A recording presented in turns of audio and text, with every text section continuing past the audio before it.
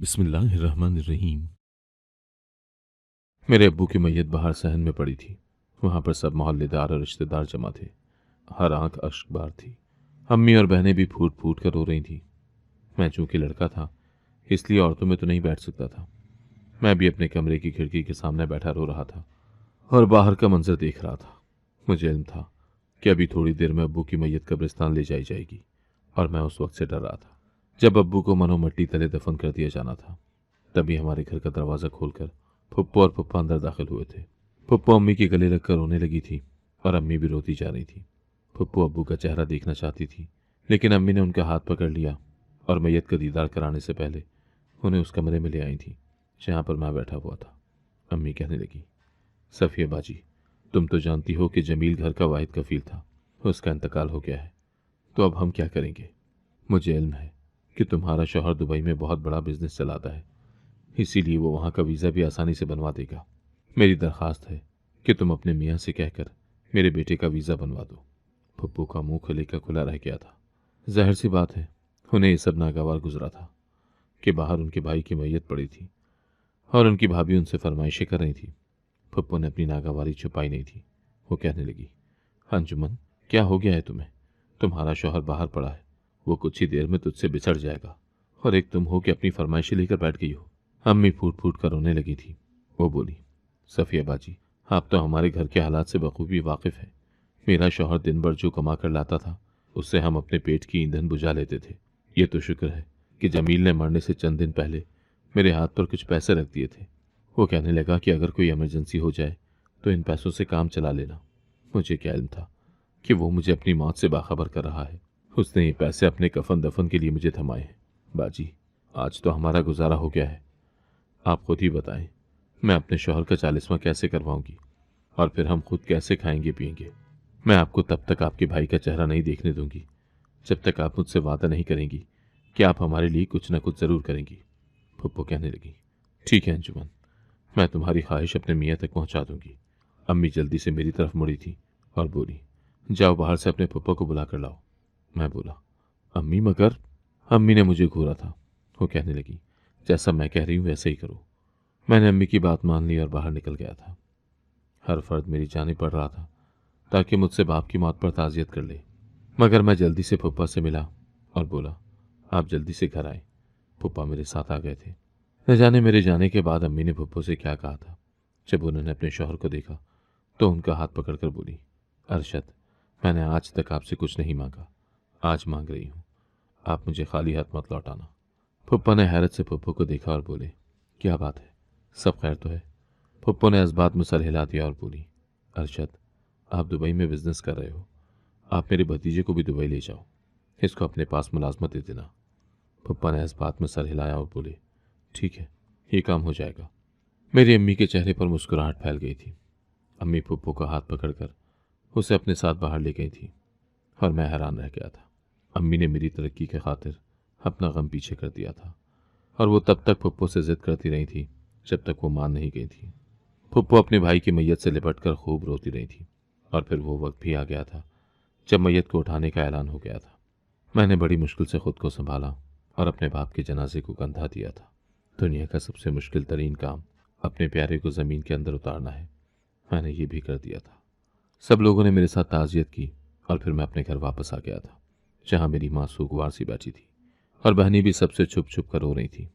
मेरा खुद का दिल बड़ा उदास था, लेकिन फिर भी मैंने अम्मी को भी हौसला दिया और अपनी बहनों को भी दिल बड़ा करने के लिए कहा था। अब्बू का 10वां तो फुप्पो ने अपनी तरफ से करवा दिया था। अगले दिन अम्मी मुझे अपने साथ लेकर फुप्पो के घर गई थी। अम्मी ने कहा कि बाजी, आपको आपका वादा याद करवाने आई हूँ। आपने अपने मरे भाई का मुंह देखने से पहले वादा किया था कि आप मेरे बेटे का कोई वसीला बना देंगी, लेकिन अभी तक तो कोई काम बढ़ा ही नहीं, न ही कागजात जमा करवाए हैं। आप हमें बताएं कि क्या करना है, कौन कौन से कागजात बनवाने हैं, ताकि मैं अपने बेटे के कागजात बनवा सकूं और अपने शौहर का 40वां मैं अपने घर से अपने पैसों से करवा सकूं। पप्पू कहने लगी, रुको, मैं अभी अपने शौहर को फ़ोन करके बुलाती हूँ, वो सारी तफसील तुम्हें समझा देंगे। पप्पू ने अपने शौहर को बुलाया तो वो अजीब से अंदाज से हमें देखने लगे थे।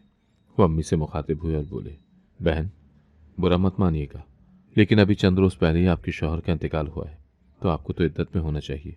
आपको यूं घर से निकलना ज़ेब नहीं देता। अम्मी कहने लगी कि अगर आप लोग अपना वादा वफा कर देते तो मुझे घर से ना निकलना पड़ता, और आज मैं आपसे दरख्वास्त करने आई हूँ कि आप मेरे बेटी के लिए वीज़े का बंदोबस्त कर दें। पप्पा कहने लगे, हाँ हाँ हम देखेंगे, आप बैठें और बातें करें, मैं ज़रा काम से जा रहा हूँ। पप्पा के तेवर देखकर ये नहीं लग रहा था कि वो मेरा काम कर देंगे। हम पप्पो के पास बैठे और थोड़ी देर गुफ्तगू करने के बाद घर वापस आ गए थे। मैंने अम्मी से कहा कि आप क्यों बिला वजह पप्पो के घर में परेशानी का मौजिब बन रही हैं। मुझे नहीं लगता कि पप्पा मेरा वीज़ा बना कर देंगे। अम्मी कहने लगी, तुम फिक्र ना करो, वो तुम्हारी पप्पो से बहुत मोहब्बत करते हैं। उन्होंने आज तक उसकी कोई बात नहीं टाली। वो तुम्हारा वीज़ा भी बनवा देंगे। और यूं ही एक हफ्ता मजीद गुजर गया था। अब अम्मी को फिर से फिक्र होने लगी थी। वो मुझे कहने लगी कि तुम मेरे साथ चलो, हम तुम्हारी पप्पो के घर चलते हैं। मैंने साफ इनकार कर दिया और बोला कि मैं अपनी पप्पो की ज़िंदगी में परेशानियां लेकर नहीं आना चाहता। न जाने हमारे जाने के बाद उनके घर में कोई मसला खड़ा ना हो जाए। अम्मी कहने लगी, ठीक है, तुम नहीं जाना चाहते तो ना जाओ, लेकिन मैं तो ज़रूर जाऊंगी। इतना कहकर अम्मी अकेले ही बाहर निकल गई थी। अम्मी के जाने के बाद मैं बड़ा मुतफक्किर था, क्योंकि उस दिन जब अम्मी मेरे साथ गई थी तो पप्पा ने अम्मी से कह दिया कि आप इद्दत में हैं, घर से ना निकला करें। और अब तो वो अकेली ही चली गई थी। न जाने पप्पा उन्हें कितनी बातें सुनाएंगे। खैर मैं अम्मी के लिए बड़ा मुतफक्किर था और जले पैर की बिल्ली की तरह सहन में चक्कर पर चक्कर काट रहा था। अभी ज़्यादा देर नहीं हुई कि मेरी अम्मी घर के दरवाजे से दाखिल होकर अंदर आ गई थी, लेकिन आज वो अकेली वापस नहीं आई थी। उनके साथ पप्पो भी आई थी। मैं बोला, पप्पो आप खैरियत से आई हैं क्या? वो बहुत गुस्से में लग रही थी। कहने लगी, जो मर्द मेरी बात ना माने मुझे उसके घर में रहना ही नहीं है। तुम्हारे पप्पा ने तुम्हारा वीज़ा बनाने से साफ इनकार कर दिया। मैंने उनकी मिन्नत समाजत की, तब भी वो नहीं माने थे। अब तुम ही बताओ, मेरे इतने सालों की रफाकत, प्यार, मोहब्बत सब कुछ भुला दिया उन्होंने। बीवी सिर्फ तब तक ही अच्छी होती है जब तक वो आपकी खिदमत करती रहे, लेकिन अगर कभी गलती से बीवी कोई फरमाइश कर दे तो फिर आप उसके मुंह पर यह कहकर इनकार कर दें कि मैं तुम्हारा ये काम नहीं कर सकता। तुम्हारे पप्पा ने तो मेरा मान तोड़ा है, इसीलिए मैं उन्हें छोड़ आई हूं। मैं पप्पो की बात सुनकर हैरान रह गया था। मैं बोला, आप मेरी वजह से अपना घर खराब ना करें। यहां हमें 2 वक्त की रोटी मुयसर नहीं आ रही तो हम आपको क्या देंगे? आप तो अपने घर में बड़े नाजो नाम से रह रही हैं। यहां आपको गुर्बत के सिवा कुछ भी नहीं मिलेगा। आप मेरी फिक्र न करें, मैं अपने लिए कोई छोटी मोटी मुलाजमत ढूंढ ही लूंगा, मगर मैं आपका घर इस तरह से खराब होते हुए नहीं देख सकता। चले आप मेरे साथ, मैं आपको आपके घर छोड़ कर आता हूँ। अम्मी कहने लगी, तुम चुप करो, तुम्हें बड़ों की बातों का इल्म नहीं है। तुम नहीं जानते कि तुम्हारे फुप्पा तुम्हारी फुप्पो से किस कदर मोहब्बत करते हैं। अब ये नाराज़ होकर आ गई हैं, लेकिन तुम देखना 2 दिनों के अंदर अंदर तुम्हारा दुबई का काम हो जाएगा। मैं बस अम्मी को देखता रह गया था और चुप कर गया था। खैर अम्मी की बात सच साबित हुई थी। शाम के वक्त ही पप्पा हमारे घर आ गए थे। वो कहने लगे कि तुम तो अच्छी औरत हो, अपने शौहर को छोड़कर यहाँ आ गई हो। तुम्हें पता भी है कि मैं कुछ ही दिनों की छुट्टी पर वतन वापस आता हूँ, फिर वापस चला जाता हूँ। फिर वो मुझसे कहने लगे कि अपने कागजात जमा करवाओ। मैंने पप्पा को कागजात दे दिए थे। वो कहने लगे, दुबई का वीज़ा जल्दी लग जाता है, मैं कुछ ही दिनों में तुम्हें वहाँ भिजवा दूंगा, लेकिन तुम मेरे साथ ही चलना। मैं ये बात सुनकर खुश हो गया था। मैंने अपने कागजात पप्पा को थमा दिए थे। पप्पो अपने शौहर के साथ घर वापस चली गई थी, जबकि मैं और अम्मी पप्पा की बात सुनकर सरशार हो गए थे। मेरी बहनें भी बेइंतहा खुश थीं। वो कहने लगी कि चलो, हमारा भाई बैरून मुल्क चला जाएगा तो हमारे घर के भी हालात अच्छे हो जाएंगे। मैंने इस बात में सर हिला दिया और बोला कि हाँ, मैं तुम लोगों को आगे ज़रूर पढ़ाऊंगा। मैं दिन रात मेहनत करूंगा और तुम लोगों को हर तरह की खुशियां दूंगा। खैर 1 हफ्ते के अंदर अंदर मेरा वीज़ा बन गया था, और चूंकि पप्पा की छुट्टियां भी ख़त्म हो गई थी तो वो मुझे अपने साथ ही दुबई ले गए थे। मैं बहुत खुश था। मैं और पप्पा दुबई के एयरपोर्ट पर बैठे थे जब उन्होंने मेरी तरफ देखा और कहने लगे, तुम जानते हो क्या, जिंदगी में पहली बार मेरी बीवी घर छोड़ कर गई थी। उसने पहली बार मुझ पर गुस्सा किया था। और किसकी वजह से? मैंने उनकी जानिब हैरत से देखा और बोला, किसकी वजह से? तो पप्पा कहने लगे, तुम्हारी वजह से। मैं तुम्हें यहाँ ले तो आया हूँ, लेकिन मैं अब तुम्हारी सरपरस्ती नहीं करूँगा। तुम जाना और तुम्हारा काम जाने। मैं तुम्हें किसी किस्म की कोई मुलाजमत दिलवाने वाला नहीं हूँ। इतना कहकर वो उठकर चले गए थे, जबकि मैं हक्का बक्का एयरपोर्ट पर बैठा रह गया था। मैंने तो कभी ख्वाब में भी नहीं सोचा था कि परदेश में मुझ पर ऐसा वक्त भी आ जाएगा। दुबई में मैं किसी को भी नहीं जानता था, किसी के घर भी नहीं जा सकता था। एयरपोर्ट से निकलकर बाहर जाकर बैठ गया था। शाम हो रही थी, मेरी आंखों में आंसू आ गए थे। आज मुझे अम्मी की नहीं बल्कि अब्बू की याद आ रही थी। लोग सच कहते हैं कि बाप बच्चों के लिए घना दरख्त साबित होता है। अगर मेरा बाप आज जिंदा होता तो मैं यहाँ दुबई में नहीं बल्कि अपने घर में बैठा हुआ होता। अब मेरे पास ऑप्शन था कि मैं पीसीओ से जाकर पप्पू को कॉल करके उनके शौहर की करतूत बता देता तो वो खुद ही अपने शौहर को सीधा कर लेती। लेकिन फिर मुझे ये ख्याल आया कि कहीं पप्पा उन्हें तलाक ही न दे दें और उनकी जिंदगी भर की रियाजत ज़ाया चली जाए। इसीलिए मैंने इस दुख को झेलने का फैसला किया था। मैंने सोचा कि अल्लाह मेरे लिए कोई ना कोई बंदोबस्त तो ज़रूर कर देगा। यूं ही सड़क के किनारे बैठे बैठे रात हो गई थी। मैं वहीं पर बैठा ऊँगता रहा, सोता जागता रहा था। सुबह उठा तो एयरपोर्ट के इर्द गिर्द बड़ा रश था। दूसरी फ्लाइट ने लैंड किया था। मैंने सोचा कि यहाँ बैठे बैठे तो मुझे कुछ भी नहीं मिलने वाला, मुझे यहाँ से जाना चाहिए। मैं चलता चलता एयरपोर्ट से बहुत दूर निकल गया था। सड़क पर चलते चलते मैं भूख से भी निढाल था। कुछ समझ ही नहीं आ रहा था कि मुझे क्या करना चाहिए। इसीलिए मैं थककर सड़क के किनारे बैठ गया और वहीं पर सो गया था। जब मेरी आंख खुली तो शाम का वक्त था। हर सू अंधेरा फैल रहा था। भूख से मैं बेदम हो रहा था। तब मैंने अल्लाह ताला से मदद मांगी कि मेरी मदद करे। मैं बहुत परेशान हो गया था। उस वक्त मुझे खाने के अलावा और कुछ सुझाई नहीं दे रहा था।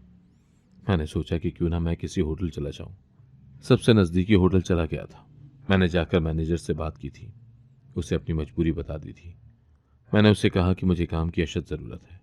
मैनेजर ने कहा कि ठीक है, मैं तुम्हें काम देने के लिए तैयार हूँ, मगर ड्यूटी बहुत सख्त होगी और तनख्वाह भी बस वाजबी सी ही होगी। मैं रजामंद हो गया था, क्योंकि मरते को तो तिनके का सहारा भी बहुत होता है।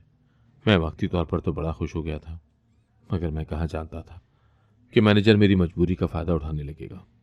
मैनेजर मुझसे 18-18 घंटे सफाई करवाता और कभी कभार तो 20 घंटे भी काम करना पड़ता था, और मेरी तनख्वाह भी दूसरे लड़कों की निस्बत आधी थी।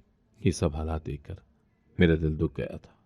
मैं चाहता था कि यहाँ से राह फरार मिल जाए, मगर मैं जब किसी को जानता ही नहीं था तो मुझे सहारा कहाँ से मिलता। मुझे उस होटल में काम करते करते 2 माह हो गए थे। आज भी मुझे 20 घंटे ड्यूटी करना पड़ी थी। होटल तकरीबन खाली हो गया था। एक अरबी औरत खाना खाने आई थी। मैं टेबल साफ कर रहा था जब वो मेरी सूरत देखकर बोली, शक्ल से तो तुम शरीफ लगते हो। मैं बोला कि मैं पाकिस्तान से आया हूँ। जिस शख्स के साथ आया था उसने मुझे धोखा दे दिया है और अब मैं सड़कों पर ख्वार हो रहा हूँ। मैं इस होटल में काम कर रहा हूँ, मगर मैनेजर मेरी मजबूरी से फ़ायदा उठा रहा है। काम तो बहुत लेता है मगर तनख्वाह पूरी नहीं देता।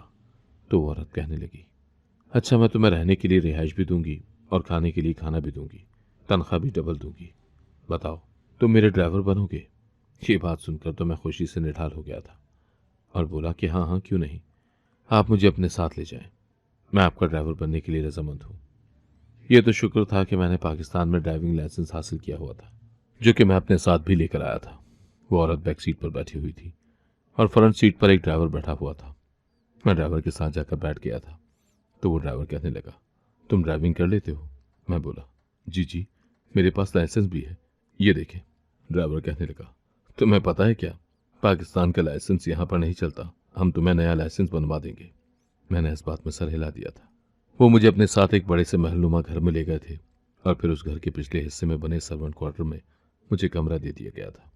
वहीं पर मुझे खाना भी दे दिया गया था और मेरे कपड़ों का भी इंतजाम हो गया था।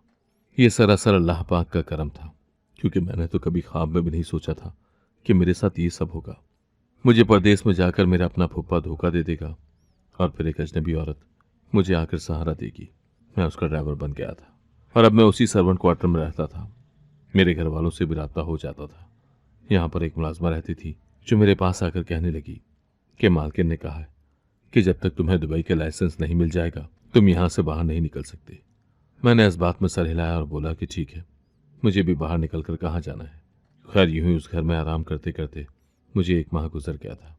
अब मुझे फिक्र होने लगी कि मैंने तो काम ही नहीं किया, लगता है मुझे तनख्वाह भी नहीं मिलेगी। उधर अम्मी मुझे फ़ोन पर फ़ोन करती रहती थी कि हमने बहुत कर्ज ले लिया है और अब तो लोगों ने हमें कर्ज देना भी बंद कर दिया है। जैसे ही तुम्हें तनख्वाह मिले हमें पैसे भेज देना। मैं इन्हीं सोचों में गुम था जब एक मुलाजमा मेरे पास आई। उसने मुझे डबल तनख्वाह थमा दी और कहने लगी कि यह मैडम ने भेजी है। वो कहती हैं कि तुमने 1 माह हमारे घर में गुजारा है तो ये तनख्वाह तुम्हारी है। मैं ये बात सुनकर बेइंतहा खुश हो गया था और मुलाजमा से कहा कि तुम अपनी मालकिन का शुक्रिया अदा करना, फिर मैंने मुलाजमा से कहा कि ये पैसे मैं अपने घर भिजवाना चाहता हूँ, तो उसने वो पैसे मुझसे ले लिए और बोली कि तुम्हारा ये काम हो जाएगा। शाम में अम्मी का फ़ोन आया था। अम्मी बेइंतहा खुश हो गई थी। उन्होंने मुझे बहुत सारी दुआएं दी थी, साथ ही साथ वो फूफा को भी दुआएं देती जा रही थी, जबकि वो तो जानती ही नहीं थी कि उन्होंने मेरे साथ किस कदर बुरा सलूक किया है। 2 माह के बाद मुझे दुबई में ड्राइविंग लाइसेंस भी मिल गया था। अब मैं जल्द से जल्द काम पर खड़ा हो जाना चाहता था, क्योंकि मुफ्त की तनख्वाह लेना मुझे मुनासिब नहीं लग रहा था। मैंने मुलाजमा के हाथ पैगाम भेजा था कि मालकिन से जाकर कहो कि मैं अब ड्राइविंग लाइसेंस हासिल कर चुका हूँ और काम पर आना चाहता हूँ। तो वो कहने लगी कि हाँ ठीक है, मैं तुम्हारा पैगाम मालकिन को दे दूंगी। अब मैं सारा सारा दिन घर पे ही रहता था, न कहीं आता था और न ही कहीं जाता था, और यूं ही घर बैठे बिठाए मुझे डबल तनख्वाह मिलती जा रही थी। जब इस माह की तनख्वाह मुलाजमा लेकर आई तो मैं बोला, मुझे यहाँ मुफ्त की रोटियां तोड़ने के लिए रखा हुआ है क्या? मुलाजमा कहने लगी, मेरी मालकिन कहीं आना जाना पसंद नहीं करती, इसीलिए वो कहीं निकलती नहीं है। तुम्हें तो खुश होना चाहिए कि कुदरत तुम पर मेहरबान है और बिना मेहनत के ही तुम्हें पैसे मिल रहे हैं। मैं मुलाजमा की बात सुनकर चुप कर गया था। मैं हैरान भी होता कि अगर मालकिन ने कहीं आना जाना ही नहीं होता तो फिर उसने मुझे काम पर क्यों रखा है। ये तो बड़ी हैरत की बात थी। खैर यूं ही मुझे 2 बरस बीत गए थे। इन 2 बरसों में मैं पाकिस्तान भी नहीं गया था। एक दिन मुलाजमा मेरे पास आई और कहने लगी कि तुम्हें कुछ इल्म हुआ है क्या? मैंने कहा, किस मुतालिक? तो वो कहने लगी, मालकिन तो उम्मीद से हैं। ये बात सुनकर तो मेरे सर पर पहाड़ टूट गया था। ये कैसे मुमकिन था कि मालकिन मां बनने वाली थी? मुझे यहाँ आए हुए 2 बरस बीत चुके थे और मैंने इन 2 बरसों में मालकिन को अपने कमरे से भी निकलते हुए नहीं देखा था, न ही घर के अंदर कोई मर्द दाखिल हुआ था। फिर यह कैसे मुमकिन हो सकता था? यह मामला बड़ा उलझ गया था। मैंने मुलाजमा से बोला कि तुमने घर के अंदर किसी मर्द को आते हुए देखा है? तो मुलाजमा कहने लगी, नहीं, बात यह है कि हमारी मालकिन बड़ी अल्लाह वाली है। अल्लाह की तरफ से उसे ये तोहफा मिला है। मैं हंस दिया और बोला, ये बातें मेरे सामने मत करो, मुझे बेवकूफ़ बनाने की ज़रूरत नहीं है। तो वो कहने लगी, मेरे साथ ऐसी बातें ना करो, मैं तुम्हारी शिकायत मालकिन से कर दूंगी। तो मैं डर गया और बोला कि अच्छा, मैंने मान लिया कि मालकिन अल्लाह वाली है। आज के बाद मैं ऐसी कोई बात नहीं करूंगा। तो मुलाजमा वापस चली गई थी, जबकि मैं बड़ा परेशान सा बैठा था कि कोई भी इंसान बिला वजह 2 साल किसी को भी मुफ्त में डबल तनख्वाह नहीं दे सकता। ज़रूर दाल में कुछ काला था। मुझे इस बात का भी डर था कि कहीं मालकिन मुझे किसी चीज़ में फंसा ना दे। जाहिर सी बात है, उसने जो मुझे तनख्वाह दी थी उसकी कीमत भी तो वसूल करना थी। मैं अब बड़ा घबराया घबराया सा रहता था और चाहता था कि जल्द अज जल्द यहाँ से फरार हो सकूं। इसीलिए मैंने मालकिन की मुलाजमा को बुलाया और उससे कहा कि मालकिन से कहो कि मुझे छुट्टी दे दें, मैं पाकिस्तान जाना चाहता हूँ। तो वो कहने लगी, ठीक है, मैं तुम्हारी बात मालकिन से करती हूँ। थोड़ी देर बाद वो वापस आई तो कहने लगी कि मालकिन ने पैगाम भेजा है कि मैं अभी तुम्हें छुट्टी नहीं दे सकती, क्योंकि मेरी हालत की वजह से किसी भी लम्हे मेरी तबीयत बिगड़ सकती है और मुझे डॉक्टर के पास जाने की ज़रूरत पड़ेगी। घर पर एक ड्राइवर का होना बहुत ज़रूरी है। मैं खामोश हो गया था। अब यहाँ से भाग जाना चाहता था, इसीलिए मैं कोई प्लानिंग करना चाहता था। कुछ दिन गुजरे तो मुलाजमा मेरे पास आई और कहने लगी कि मालकिन ने कहा है फलां जगह से पिज़्ज़ा ले आओ, उसका पिज़्ज़ा खाने को दिल कर रहा था। मैंने कहा कि ठीक है, मैं ले आता हूँ। अब मुझे ज़रा सुकून हुआ कि चलो मुझसे कोई काम तो लिया जा रहा है। मैं पिज़्ज़ा ले आया। अगले दिन मालकिन की मुलाजमा आई। उसने मुझे कहा कि ग्रॉसरी करनी है। फिर वो मेरे साथ मार्केट तक गई थी। वो ग्रॉसरी करने चली गई तो मैं गाड़ी में उसका इंतज़ार करता रहा था। फिर जब वो वापस आई तो कहने लगी कि तुमसे अब काम लिया जा रहा है, तुम खुश हो? मैंने इस बात में सर हिला दिया था। अब आए रोज़ मालकिन मुझे कहीं ना कहीं भेज देती थी, लेकिन फिर भी अभी तक मैं अपनी मालकिन का हमल अपने जहन से महू नहीं कर सका था। ये कैसे मुमकिन था कि घर में कोई मर्द दाखिल ना हुआ हो और ना मालकिन बाहर निकली तो वो हामला कैसे हो गई? मैं चाहता था कि ये सारा मुअम्मा हल हो जाए। एक दिन मुलाजमा मुझे कोई काम कहने आई तो मैं बोला कि मेरा बहुत दिल चाहता है कि मैं मालकिन का घर अंदर से देखूं। क्या मुझे घर के अंदर जाने की इजाज़त मिल जाएगी? तो मुलाजमा कहने लगी, मुझे इल्म है कि तुम सिर्फ अपने दिल की तसल्ली के लिए अंदर जाना चाहते हो और ये देखना चाहते हो कि कहीं घर में कोई मर्द तो नहीं है। जिस तरह तुम मालकिन के हमल पर हैरान हो, इसी तरह मैं भी हैरान हूँ। इसीलिए मैं तुम्हें बताती हूँ कि मालकिन के घर में जगह जगह सीसीटीवी कैमरे लगे हुए हैं। उनके घर के अंदर किसी भी मर्द को जाने की इजाज़त नहीं है। तुम अंदर जाने की कोशिश करोगे तो पकड़े जाओगे, लेकिन अगर मैं तुम्हारी मदद करूं तो तुम किसी की भी नज़रों में नहीं आओगे। मैं बोला, वो कैसे? तो मुलाजमा कहने लगी, मैं मेन स्विच से बिजली बंद कर दूंगी। फिर तुम अंधेरे में घर के अंदर दाखिल हो जाना और फिर इस तरह हमें मालकिन का राज मिल जाएगा। मैंने उससे कहा कि तुम मुझे फंसा तो नहीं दोगी? तो वो कहने लगी, नहीं नहीं, तुम बिल्कुल बेफिक्र रहो, मैं तुम्हारे साथ कुछ भी गलत नहीं करूंगी। मैंने कहा कि ठीक है, आज रात में मालकिन के घर आ जाऊंगा, तुम बिजली बंद कर देना। वो कहने लगी, ठीक है। मैंने उसे रात के 12 बजे का वक्त दिया था और जैसे ही बिजली बंद हुई मैं अपने मोबाइल की रोशनी करता हुआ मालकिन के घर के अंदर दाखिल हो गया था। बाहर हर जानिब अंधेरा था। मैं बड़े आराम से आगे बढ़ रहा था। ये देखकर तो मैं दंगी रह गया, क्योंकि वो घर, जिसे मैं बिल्कुल खाली समझता था, वो तो लोगों से भरा पड़ा था। वहां पर तो बेतहाशा मुलाजिम थे, मर्द मुलाजिम भी और औरतें मुलाजिम भी, जबकि मुझे तो यही बताया गया था कि इस घर में मालकिन तन्हा रहती है। मैं बड़ा हैरान था और डर भी रहा था। मैं वापस जाने लगा तो मुलाजमा ने मेरा हाथ पकड़ा और मुझे खामोश रहने का इशारा करती हुई अपने साथ एक कमरे में ले गई जहां मालकिन बैठी थी। मुझे देखकर वो फौरन से उठ खड़ी हो गई। उसने मुलाजमा के पुराने कपड़े पहने हुए थे। वो कहने लगी, तुम मुझे अपने साथ गाड़ी में बिठा कर ले जाओ। चौकीदार पूछे कि कहाँ जा रहे हो, तो कहना कि मालकिन ने पिज़्ज़ा मंगवाया है। मैं बोला, लेकिन आप जाना कहाँ चाहती हैं? तो वो कहने लगी, सवाल जवाब का वक्त नहीं है, तुम मुझे अपने साथ ले चलो। मैंने कहा कि ठीक है। मैंने गाड़ी निकाली और मालकिन अपना चेहरा ढांप कर गाड़ी में पिछली सीट पर आकर बैठ गई। चौकीदार ने मुझसे पूछा कि कहाँ जा रहे हो? कि मालकिन के लिए पिज़्ज़ा लेने जा रहा हूँ। मैं गाड़ी चलाता हुआ दूर ले आया था। मैं घबराया हुआ भी था और सोच भी रहा था कि मैंने मालकिन की बात मानकर ठीक किया है या गलत। मैं हिम्मत करके बोला कि आप मुझे सच सच बताएं कि ये हो क्या रहा है। तो मालकिन मेरे सामने रोने लगी थी।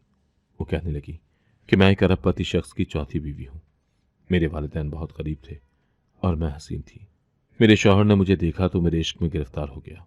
उसने मेरे वालिदैन को भारी रकम अदा करके मुझसे शादी कर ली और मेरे वालिदैन से यह भी वादा किया था कि वो मुझे हमेशा खुश रखेगा। लेकिन उसने अपने वादे की खिलाफ वर्जी की। चूंकि मैं जवान भी थी और हसीन भी, तो मेरा शौहर एहसास कमतरी का शिकार हो गया। उसे यही डर था कि कोई मुझे उससे छीन न ले। वो मुझे अपने घर में कैद रखता था, कहीं आने जाने भी नहीं देता था। उसने मेरी जिंदगी अजीरन कर रखी थी। मेरी शादी को 7 बरस हो चुका था और इन 7 बरसों में मुझे उसने कहीं आने जाने की इजाज़त नहीं दी थी। मैं बस एक बार ही होटल गई थी, जहां पर मुझे तुम मिले थे। मुझे तुम मजबूर लगे थे और उम्मीद थी कि तुम मेरे काम आ सकते हो, इसीलिए मैं तुम्हें अपने साथ ले आई। ये मुलाजिम जो तुम मेरे घर में देख रहे हो, ये सब मेरे पहरेदार हैं, जबकि मेरा शौहर पिछले 3 सालों से दूसरे मुल्क गया हुआ है। वो मुझसे मिलने भी नहीं आता। मैंने तुम्हें 2 साल सर्वेंट क्वार्टर बैठा कर रखा ताकि तुम पर किसी को शक न हो, और अब मैं तुमसे पिज़्ज़े वगैरह भी इसीलिए मंगवाती थी ताकि चौकीदार को तुम पर भरोसा हो जाए। मैंने अपने हमल की झूठी खबर तुम तक इसलिए पहुंचाई थी क्योंकि मुझे उम्मीद थी कि तुम हकीकत जानने के लिए जरूर आओगे और तुम मुझे मेरे जालिम शौहर से फरार भी दिलवा दोगे। वो कहने लगी कि तुम मुझे पुलिस स्टेशन ले चलो। मैंने मालकिन की बात मान ली।